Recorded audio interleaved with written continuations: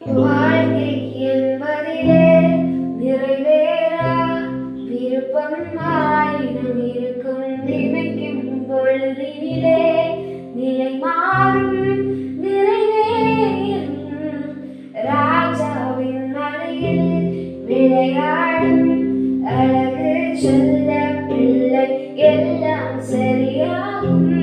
விளையாடு மகிழ்வோடு காத்திருந்த நேரம் மாறி பூக்கும் நேரம் வரும்.